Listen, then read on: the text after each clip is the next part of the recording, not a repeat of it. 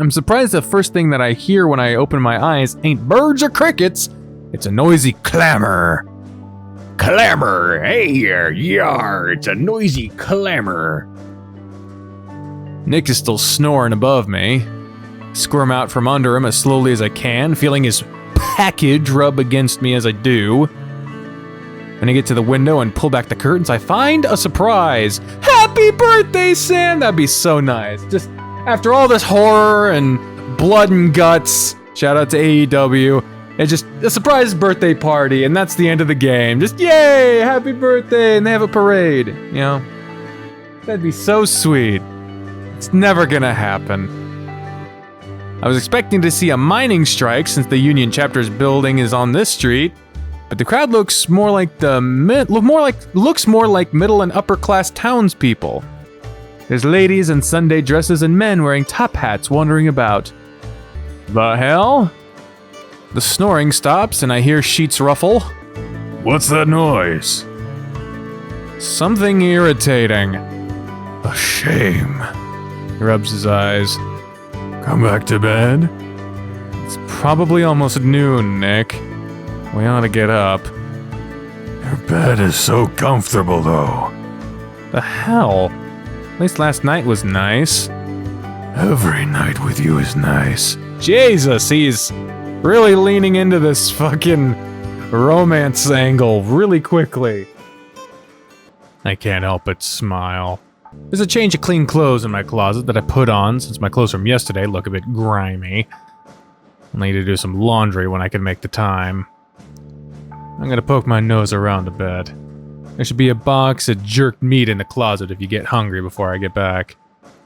He mumbles what sounds like a bit of a protest about eating any of my food under his breath. But I'm not gonna stand around to listen. And there he goes, fading into the night. Well, into the morning, I guess. We go off into the morning. Let's see what's going on. I wander around the interior balcony, looking down at the patrons below, trying to catch an ear or eye shot of what's going on. My laundry is going nuts. Alright, let's see if we can get through another couple of paragraphs before my laundry goes nuts again. I fucking hate washing pillows. But I see most of them going to the stage room. Hey, we haven't seen the stage room before. I loop around the balcony, looking down to see Dora and a crowd of people surrounding her. She waves at them, laughing on occasion as she makes her way to the stairs. Then she runs into me. Oh good, you're around today. I would have been around earlier if I knew it was going to be so busy. What's going on? Well, if you were around a little more the past week, you'd known it was my fault. Huh? Relax your shoulders, it's a good day. I sang. And it was magnificent. Harlan looks at her with hope in eyes. Hope in eyes. With hope in eyes. Hope in his eyes. He looked at her as if she was his entire world. God, he is hopeless. This is what you were meant to do. This is what people want. What's the occasion? I turned 60. First time in 3 years that I sing for a live audience, and I find I still have fans. Who knew? W.C. Handy knew. It's very flattering. Such much that I may have to do an encore tonight. Only fools would miss it. Back when I could still hit all the pitches I wanted, you mean? She winks at me. Don't get old until you're tired, Sam. Who the fuck? We haven't seen this Baba white sheep before. I do not entreat to be a contrarian, ma'am. But I was told by many that your performances had no empty seats. A middle-aged sheep who has perfectly placed wool and who is perfectly polite speaks up. Her voice reminds me of the peal of a crystal bell so much it's almost strange to hear. I have no idea how to describe that, so I'll just keep going with what I've been doing. Dora laughs and smiles a little before she responds. Cordelia, that was such a long time ago. And it's all true. Every last word. Whatever the hell it meant, I'm very lost myself. Harlan. Yes, ma'am? Could you return to the bar? There's good money to be made. At once, madam. She nods as he steps off. Of course, you must know that so many girls dream of doing what you did. Of course. It must be ever so frightful to address a stage filled with thousands of people or more. I shrink from the thought. And I shrank from all the noise. I'm a lot more comfortable now. I'm a bit of a performer myself, you know. Mostly just private tarot readings. I could do a reading for you soon, if you like. I think that sounds lovely. Tarot readings? Like magic? I must apologize, but I insist that you shouldn't call it that. Perhaps I could call myself a medium if I were to be bold. So you know about Stranger Things, the show on Netflix that everyone won't stop telling me to watch? I don't like it, alright? I saw one episode and it wasn't for me, okay? Well, shut the fuck up about it. Ghosts, monsters, people who shot me in the head. Well, yes. There are endless things that one could consider when delving into the metaphysical. I've been looking for somebody who might know a thing or two about things that impossible. That's a weird thing to introduce yourself as before your name, Sam. Harlan takes stock in such things. He used to perform as a mentalist, though the things he did were only tricks. Yeah, and I could barely ever hold a conversation with him. The sheep takes a sudden step towards me. Your name is Samuel, if I heard right? Yes. She smiled and held her hand to her bosom. How wonderful! My husband has told me all about you. Oh, that's awkward. Husband? I freeze when I hear James. Oh no! Oh no! No! No! No! No! No! No! No! Mojo Jojo. No. Ooh, buddy, I did not put the pieces together on this one. Oh, buddy. This has got a whole lot awkward now. I freeze when I hear James Hendricks' voice calling from the bottom of the stairs.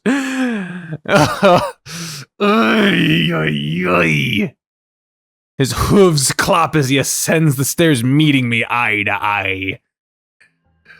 Well, well. Enjoying your day off, Samuel? Can't say I blame you. There isn't a finer place in town to do it. Sam! Yeah, she just fucked off. I hear Nikolai's voice as I turn to see that he's turning a corner. Ooh, what a confluence of concubines. Well, just one, that's us, and what a fucking bunch of people to be in. Oh, man, this is awkward. I need your help with something. And who's this robust fellow? I'm nobody. Well, everybody's somebody. Oh, what? No, don't just stand there, jobber-jawed. What the fuck does that? What the hell? My beautiful wife has asked you a question. He says that a bit aggressively. My beautiful wife! My beautiful wife! She laughs at that, and it's such a warm, jolly laugh that it somehow managed to lighten the mood. Please don't pay heed to my husband's zeal. There's no need to answer that if you do not wish. My surname is Kroll. I work for your husband. Now there's a name I haven't heard before. She turned to James. If he works for you, then you should know it. I already know his name, my treasure. I merely requested that he show you the grace that you deserve. And that grace was well received. She curtsies deeply to Nick, bowing. God, she deserves such a better person. Maybe she's also a fucked up person, though. We don't really know. We don't know. She could be just as bad, but...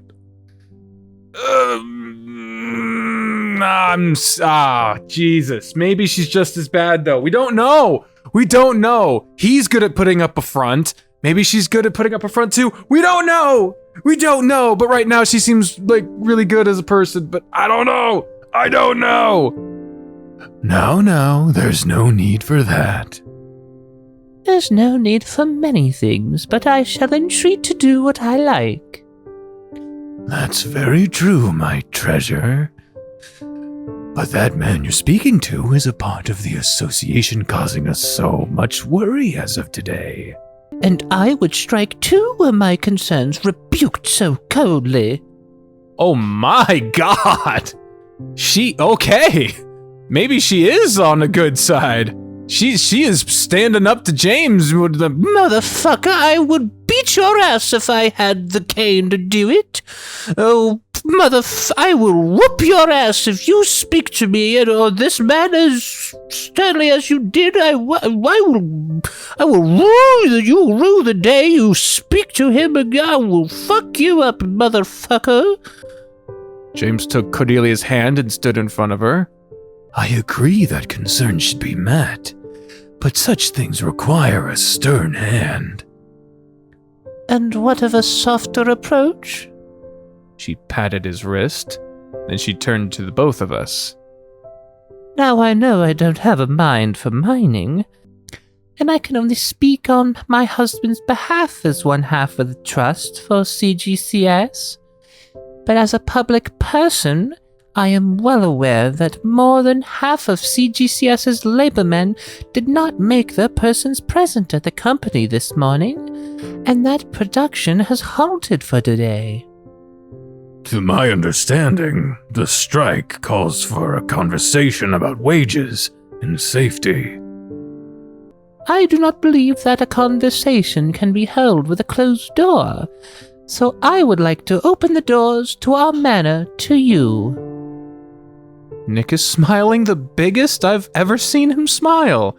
Oh God, they're gonna open the doors to him and then they're gonna hurt him. I'm so scared. Oh Jesus, this is a very big public display and I'm scared.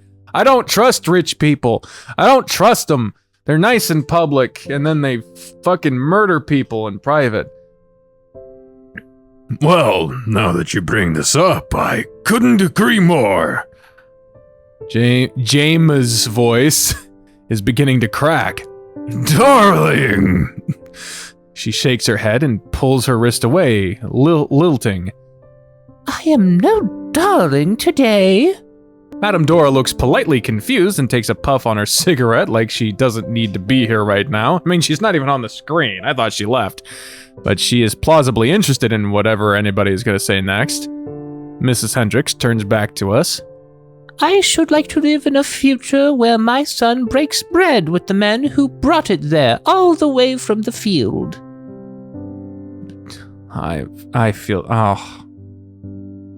if she is sincere about this, I fear for her safety. I genuinely do. If she is not sincere about this, I fear for Nick's safety. I already fear for Nick's safety, but if she is sincere, I fear for her because this was not a time.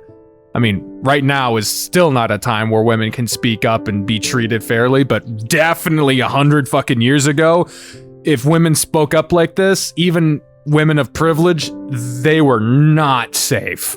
definitely not safe. She holds out her left hand to Nick.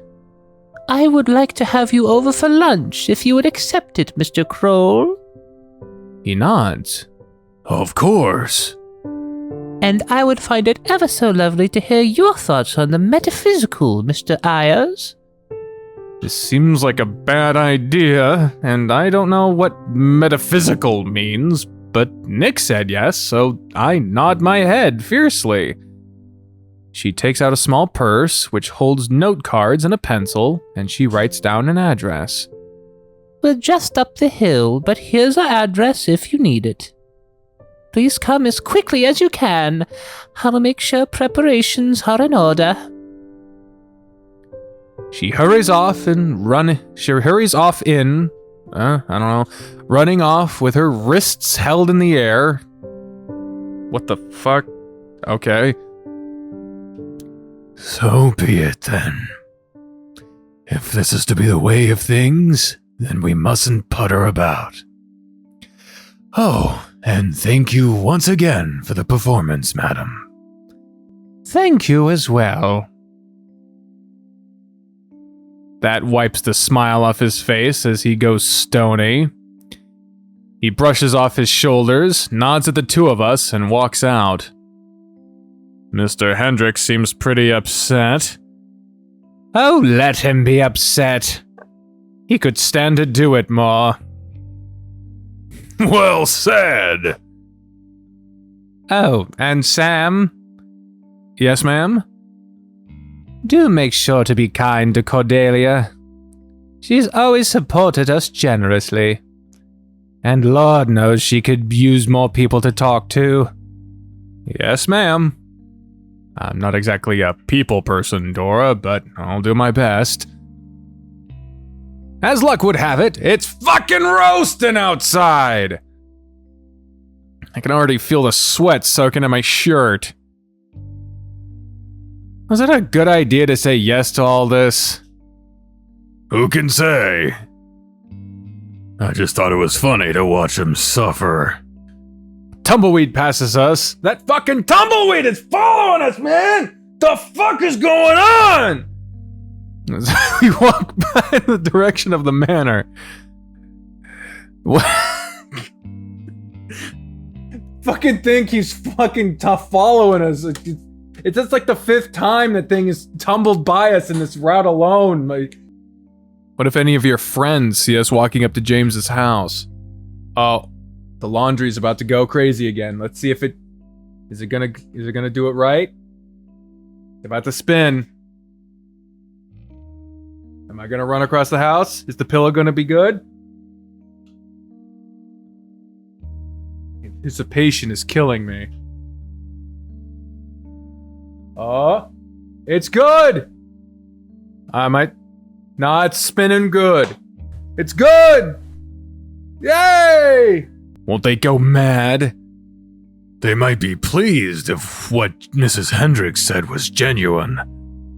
If she has some sway over James, then the only one left we'll have to worry about is Briggs. When they told us that their house was up on a hill, they weren't exaggerating. It was a good 20-minute walk to get to the gate of their property. A wolf with a holster on his hip watches us from the other side of the gate.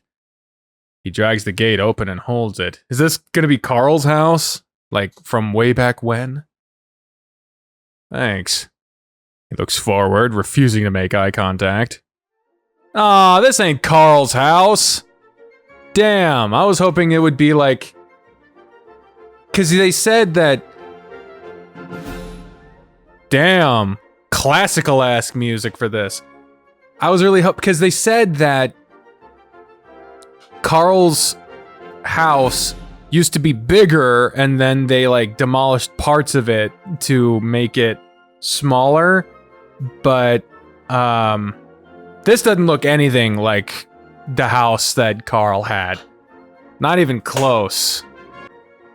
It would be pretty hard to, like, have a real-ass picture of a house that looks like a version of a house that already had a real-ass picture.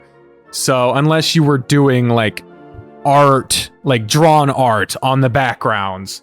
That would be really fucking hard to pull off. So I don't really fault them for that, but yeah, this is not the same house. Maybe it'll look like the house from Carl's route, you know, when we get all trapped into the hallways, though. Maybe that's what will be familiar. I don't fucking know. I'm reaching for fucking straws here. As we move closer, we can see a massive house made of stone and wood, decorated with a lawn full of stubby succulents and spiny flowering cacti. There's another gunman on the porch watching us. He nods at us as we pass, and we knock on the front door. Oh God! Full suits of armor, a grand piano in the foyer, and there's James in the background. Fucking hell. Well, this definitely ain't the same house as before. We're greeted by an old raccoon wearing a black vest at the door. I gasp because I don't think I've ever seen a piano that big before. Look at those, and those look like genuine metal men from old times. Metal men. He curtly directs us through the hallway where Mr. and Mrs. Hendricks wait for us. Oh man, good lord. She's drinking rose-colored tea from a kettle. You're drinking the tea from the kettle? Not even from like with a cup, you're doing it right from the kettle. Alright, I didn't know there was something more ridiculous than drinking milk from the fucking jug, but alright, tea from the kettle. You go for it, man, just go right for it. He's swirling dry wine in a glass. He's already getting drunk. He's like, I can't believe we're doing this shit. It's so good that you've made it. Please, come sit next to me. Mr. Hendricks stares at Nick. Or between us. Would you sit with us too, Mr. Crowell? It is more comfortable for me to stand. Right, well, I'll help prepare us drinks. I know that it was terribly hot outside today. You should have the cook do that. It's why she's here. Well, I don't feel like being lazy today. She disappeared off to the kitchen. I hope you like my home, Samuel. It's very nice. And very big. Its history is what it is. The very table we're eating off of was passed down by my grandfather. The guy who started this fucking mess. Jesus Christ. He reclaimed the wood from the very shipwreck of the vessel we sailed upon when we first traveled to this country. Oh God. Was he a knight? Excuse me? You know, I make a swinging motion with my hands and bring it down on the table with a bang. James flinches. Whoops. They hold swords. There's statues of them in the entryway. Oh, you mean the suits of armor. Those are just symbols of my love for our country's heritage. Our country's heritage? I imagine not the one you're currently in, because America doesn't date back to the knights, you know? Are they expensive? Exceedingly so. Even in their era, only the wealthiest men could be encased in steel when they went off to war. I wonder what it would be like to wear it. Incredibly uncomfortable and cumbersome. It does not look comfortable. James leans forward and shoots me a smile. Would you like to try it on? Are you serious? Well, why not? I've had these things my whole life. We might as well use them. Am I into this? This is a horrible idea. Why are you giving me this choice? Yeah, or I'm good. This is a fucked up idea, bro. I'm gonna go with no. I know the whole thing is pursue the plot, follow the plot. I got a podcast named after that. However, my logic here is this. We're on the Nick route, and we're here partly as a negotiating tactic, and us get like doing James's shit and like doing shit he wants us to do is not gonna do good things, I think. So I'm thinking we say no. That's my thought right now. We'll see how it plays out. If it goes well, that's what I'm thinking. If it goes badly or whatever, we'll see. But that's what I'm thinking for right now. I'm gonna say, yeah, I'm good. I think about marching around to this man's massive house, clanging and banging as I wave a dangerous weapon over my head. There's a lot of appeal there, but Nick is giving me a look. Maybe later. Just say the word and we can make it so. Look at what Fuck. Fucking hell. Look at what I thought was lost and now it's found. Cordelia is swaying back and forth with a big machine in her arms. Looks like a big metal pot with a crank. Have you boy ever had homemade ice cream before? I thought you were going to read his fortune, Cordelia. But it's so hot outside. This would be perfect. And surely the order of our affairs shouldn't matter. If you tire yourself out, you could lose yourself in that room all night. Efficiency, Cordelia. She set down the machine on one of the dining room chairs. And this is our home, not your business. I would like some time to speak with Mr. Kroll alone, anyhow. Please take him upstairs. She sighed. That was all you had to ask the first time. She looked at me. Do you mind if we do the reading now? No, that should be fine. Let's be on our ways then. Oh God, Nick, no! God, he's gonna be in there and he's gonna get skewered in half. I'm so scared. She leads me back to the foyer where the man in the black coat nods at us as we pass him. She's halfway up the stairs before I stop. How come the high platforms don't have any railing? She stopped as if this was the first time she had ever heard this question. Oh. Pray forgive the sheep architecture. We often tend to omit them.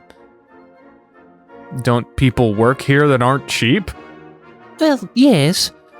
I believe the servants' staircase has them. A servant's staircase? Old house, old ways. Ah.